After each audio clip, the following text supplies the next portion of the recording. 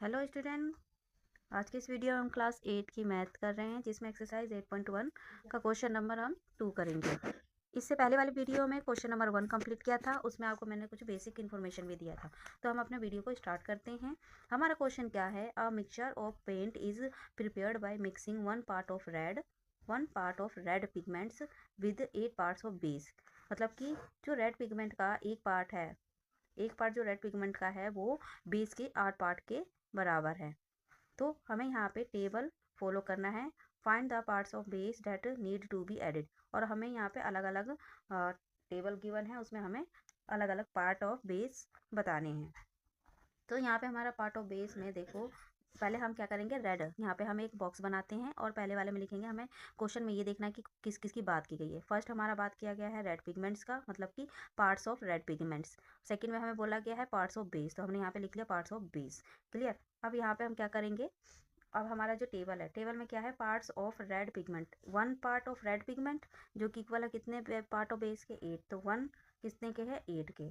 Second में क्या कह रहा है हमें, 4 रेड पिगमेंट, 7, 12, 20।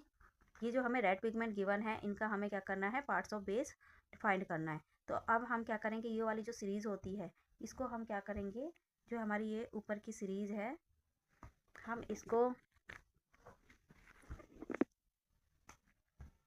ये हमारा हो जाएगा x1, x2, x3, x4, x5।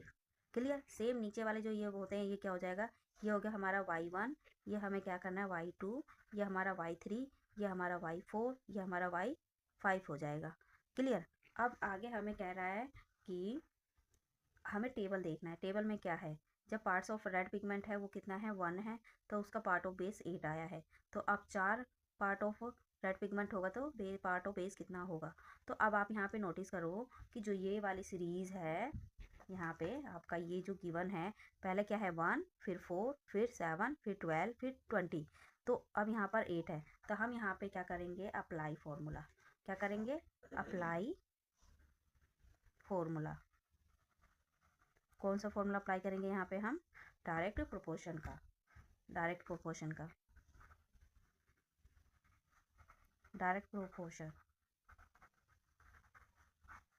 क्या होता है हमारा,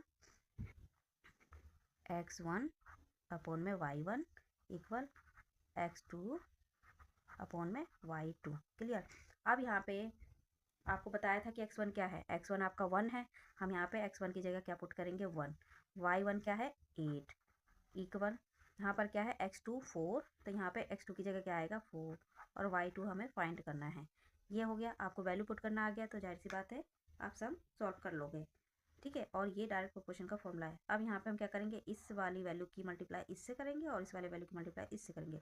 क्या हो जाएगा, 4 8 जा 32, और ये क्या हो जाएगा, y2 इक्वल 32। क्लियर।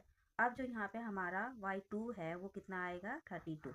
तो यहाँ हमारे बॉक्स में क्या हो जाएगा, इसकी वैल्यू 32। अब सेम यहाँ पे क्या करेंगे,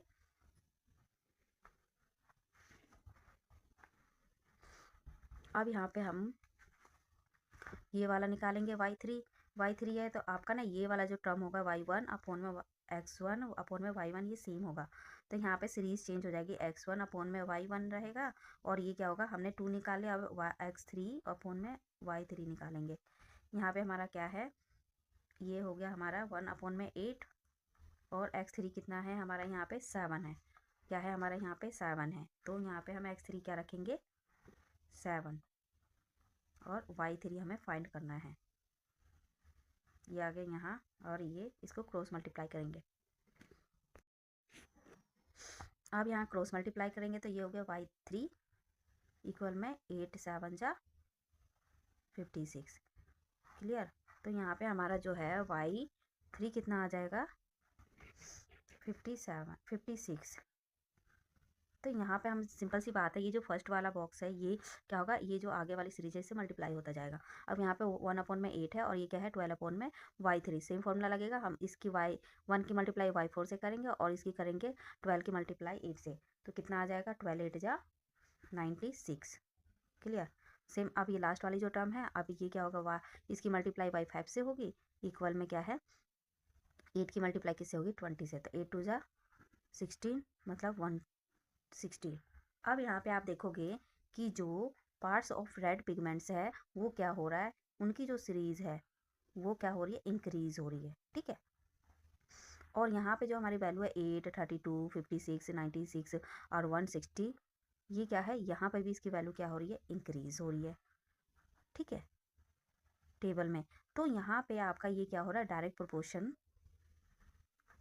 ही शो करेगा। क्यों? क्योंकि मैंने रूल बताया था कि रूल में क्या है कि जब एक यूनिट इंक्रीज़ हो रही है तो जाहिर सी बात है दूसरी यूनिट भी इंक्रीज़ होगी, और जब एक यूनिट डिक्रीज़ हो रही है तो जाहिर सी बात है दूसरी भी डिक्रीज़ होगी। तो यहाँ पे दोनों इंक्रीज़ हो रही है, तो इस कंडीशन में क्या है, ये जो हमारा टेबल है ये क्या है, एक